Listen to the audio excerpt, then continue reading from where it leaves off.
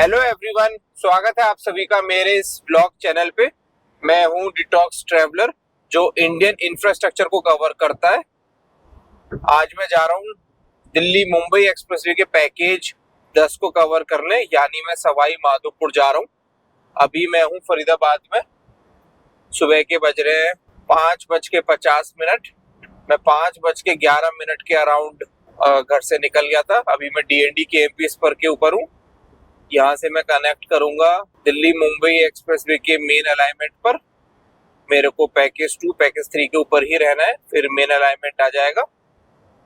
तो अभी non stop चलना है। पहला स्टॉप लिया जाएगा अगर CNG मिलती है तो किलोमीटर 61 के अराउंड जो रेस्टोरेंट सर्विस एरिया है वहाँ पर।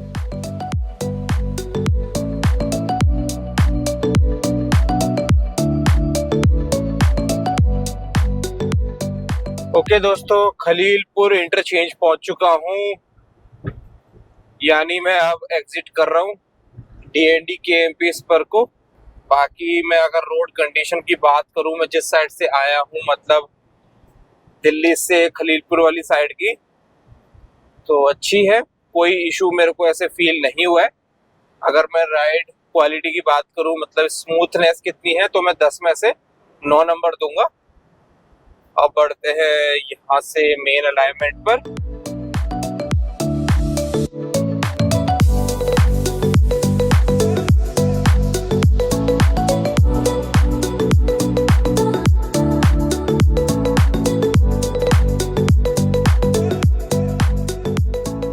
ओके दोस्तों, किलोमीटर 57 तक पहुंच गया हूँ। अब बस 5 किलोमीटर में आने वाला है restaurant service area. Okay, exit कर लिया रेस्टोरेंट सर्विस एरिया में जाने के लिए। क्या लगता है आपको CNG मिलेगी कि नहीं मिलेगी?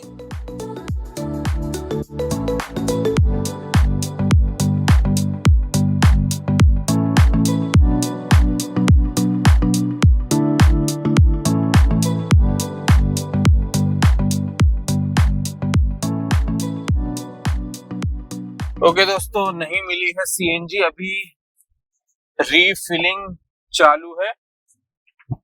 अब किलोमीटर 101, अब मेरे को याद नहीं है कितने पे मैंने भरवाई थी पिछली बार जब मैं गया था। तो वहां पर CNG थी, तो वहीं पे भरवा लेंगे। अभी तो बढ़ते हैं आगे।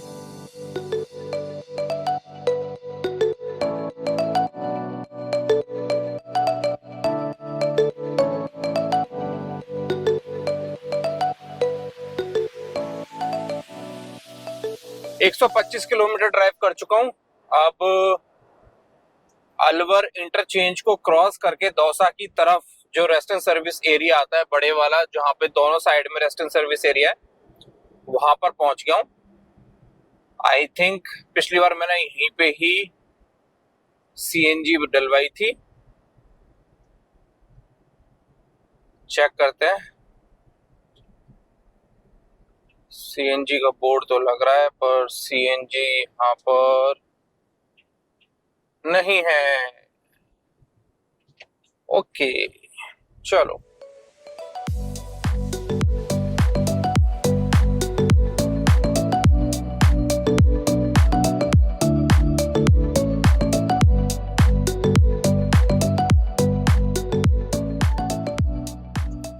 ओके दोस्तों, दौसा इंटरचेंज से पहले जो रेस्टोरेंट सर्विस एरिया आता है वहां पर पहुंच गया हूं। किलोमीटर 172 पर आता है ये रेस्टोरेंट सर्विस एरिया। और फाइनली जाकर यहाँ पर CNG मिल चुकी है। अच्छा है। ओके दोस्तों, CNG भरवा ली है। 10-15 मिनट लग गई मुझे, क्योंकि थोड़ा सा स्लो भर रही थी और गाड़ियां भी थी आगे। लेकिन अच्छा लग रहा है। चलो, अब भर चुकी है, क्योंकि अब आराम से शूट हो जाएगा। यहाँ पे CNG का रेट था 92.50 और मेरे CNG आई है 712 रुपए की। सुबह से मैं चल चुका था 236 किलोमीटर विद AC। खत्म नहीं हुई थी CNG, बच रही थी। अभी चल जाती 30-35 किलोमीटर से ज्यादा ही चल जाती।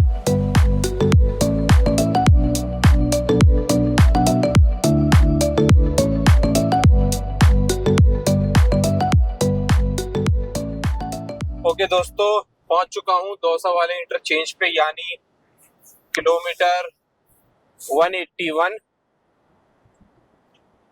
ये इंटरचेंज है नेशनल हाईवे 21 के साथ में। अब बताता हूँ इस एक्सप्रेसवे की कंडीशन कैसी है। जिस साइड से मैं ड्राइव करके आया हूँ उस साइड की कंडीशन काफी ज्यादा अच्छी है, मुझे कोई भी इशू फील नहीं हुआ है। सोना से लेके अलवर तक तो बहुत ज्यादा अच्छी है। अलवर से आगे की साइड में जब हम दौसा की तरफ बढ़ते हैं तो थोड़ी सी बाउंसी तो हो जाती है कि पैचेस हैं कि आप बाउंस करती है गाड़ी, लेकिन ऐसे इतना दिक्कत नहीं होती है। मैं 120 की लिमिट पे 100 पे चल रहा हूँ, मुझे दिक्कत नहीं हो रही है। मेरे पास वैगनआर है, अगर आपके पास जो भी इससे बड़ी गाड़ी है उसमें तो आपको और ज्यादा कंफर्ट मिलेगा। अगर आप स्पीड लिमिट में चलोगे आपको कोई दिक्कत फील नहीं होगी। हाँ, पैच वर्क है, काफी टाइम हो चुका है इस एक्सप्रेसवे को ओपन हुए, इस सेक्शन को, क्योंकि फरवरी 2023 में ओपन हुआ था। उसके बाद में इतना टाइम हो चुका है तो पैच वर्क है, लेकिन अच्छे से पैच वर्क किया हुआ है, ऐसी कोई दिक्कत नहीं है। सोना से दौसा वाली साइड को नंबर दूं तो पूरे, तो मैं उसको नंबर दूंगा जो स्मूथ लेवल है, जिस हिसाब से मैंने ड्राइविंग की है, जो मेरे को फील हुआ है। 10 में से मैं 9 नंबर दूंगा।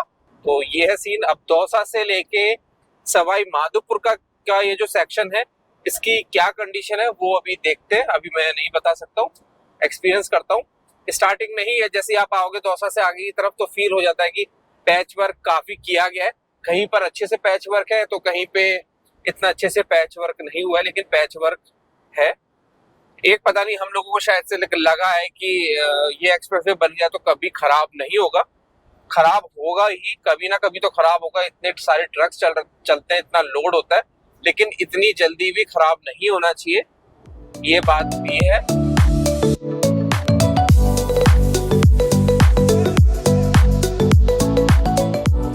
किलोमीटर 194.5 पर जो रेस्टोरेंट सर्विस एरिया है वहां पहुंच गया हूँ। सीएनजी स्टेशन यहाँ पर भी है। अब सीएनजी मिलती है कि नहीं मिलती है वो हमारी किस्मत के ऊपर है। यहाँ पर दोनों साइड में सीएनजी स्टेशन है। जब मैं लास्ट टाइम आ रहा था तो मैंने दूसरी वाली साइड में ट्राई किया था कि सीएनजी मिल जाए, लेकिन नहीं मिली थी, क्योंकि यहाँ पर ना ऑनलाइन सीएनजी नहीं है। यहाँ पर वो जो ट्रक के ऊपर टैंक रख के आते हैं वो सीएनजी स्टेशन है। और दौसा से आगे की साइड में ना ट्रैफिक का जो लोड है वो काफी कम हो जाता है, क्योंकि पहले तो दौसा तक रहता था ट्रैफिक का लोड, लेकिन जयपुर स्पर के ओपन होने के बाद में अब काफी ट्रैफिक जयपुर स्पर से ही जयपुर की तरफ चला जाता है। फिर कुछ ट्रैफिक दौसा तक आता है जो भरतपुर की तरफ जाता है, और यहाँ से आगे की तरफ का जो ट्रैफिक है वो काफी अभी कम है।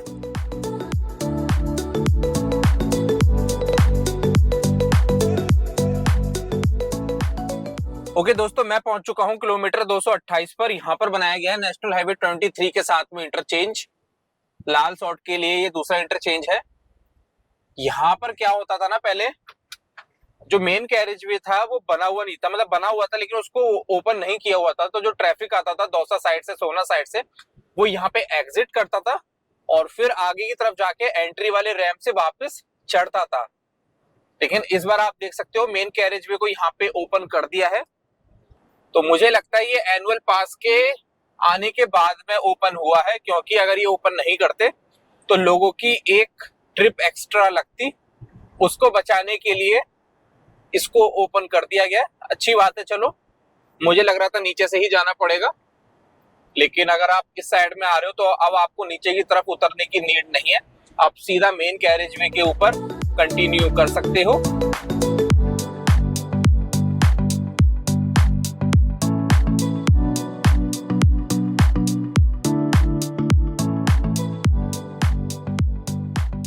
ओके दोस्तों, 10:27 हो चुकी है। मैं पहुंच चुका हूं सवाई माधोपुर वाले इंटरचेंज पर, यानी मैं हूं अभी किलोमीटर 291 पर। चलो यहां से एग्जिट करते हैं। अभी ये एक्सप्रेसवे वन गो में सोना साइड से लेके सवाई माधोपुर तक 291 किलोमीटर तक ओपन है, यानी पैकेज 1 से लेके 9 तक ओपन है। पैकेज 10 का शूट करने में आया हूं।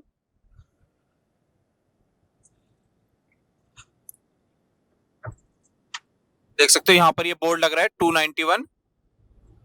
ओके, अब मैं आपको बताता हूँ कंडीशन कैसी है दौसा से यहाँ तक की। तो दौसा से निकलने के बाद में काफी पैच वर्क देखने को मिलता है, लेकिन नेशनल हाईवे 23 के साथ में जो इंटरचेंज बनाया गया उसके आसपास और उसको क्रॉस करके सवाई माधोपुर की तरफ रोड एकदम से ठीक हो जाती है, कुछ भी पैच वर्क नहीं मिलता है। और फिर जब हम यहाँ पहुंचने वाले होते हैं तब पैच वर्क वापस से काफी देखने को मिलता है। तो पैच वर्क भी ना दो तरीके के हो गए। एक तो हो गया कि थोड़ा बहुत ही कोई पैच खराब हुआ है, उसको रिपेयर किया गया, तो ना उसको ना बिना पेवर के रिपेयर किया जाता है, तो वो थोड़ा सा ना हार्ड हो जाता है। पेवर मतलब वो जो मशीन होती है, मैं फोटो डाल देता हूँ, जिससे रोड बनाई जाती है। तो बिना पेवर के जो पैच रिपेयर होता है ना, वो उतना अच्छे से नहीं हो पाता। लेकिन कोई मान लो लंबा पैच खराब हो गया, एक लंबी लेन को ही पूरा बनाया गया है, तो उसमें पेवर का यूज होता है, तो वो अच्छे से रिपेयर होता है। तो ये है थोड़ा सा सीन। घूम फिर के पहुंच चुका हूं पैकेज 10 के स्टार्टिंग पॉइंट पर। दोनों साइड में यहां पर मिट्टी डली हुई है, मैं ड्रोन शॉट से आपको दिखा देता हूं। इसीलिए मैं इंटरचेंज की तरफ से नहीं आ पाया हूं, बस सामने की तरफ ही है इंटरचेंज 1 किलोमीटर के डिस्टेंस पे, लेकिन मिट्टी डली हुई है दोनों साइड में, तो पूरा घूम के आना पड़ा है। चलो शूट स्टार्ट करते हैं। 11:15 हो चुके हैं दोस्तों, 1 बज चुका है। पैकेज 10 में जो रेलवे लाइन आती है, कोटा वाली रेलवे लाइन, उसको क्रॉस करके मैं पैकेज 11 की तरफ आ गया हूँ। घूम के आना पड़ा मेरे को, क्योंकि जो डैम आता है वहाँ पे पानी भरा हुआ था नीचे की साइड में, और वायरडक्ट के ऊपर से मैंने आने की ट्राई नहीं करी है। अब सीन ये है कि बस मेरे को ड्रोन फ्लाई करना है, और इस वाले ड्रोन से पीछे का भी कवर हो जाएगा जो मैंने छोड़ा, और आगे का भी जो इस पैकेज का हिस्सा रह गया वो कवर हो जाएगा एक ही लोकेशन से। लेकिन सीन ऐसा है, पता नहीं आपको मैं दिखाता हूँ, सिर्फ यहाँ पर ये बादल हो रखे हैं जो बारिश कर रहे हैं हल्की हल्की, उधर साफ उधर साफ। अब किस्मत ऐसी ख़राब है कि जहाँ पे काम है मेरे को वहीं पे बारिश हो रही है। अब देखो कितनी देर में रुकती है।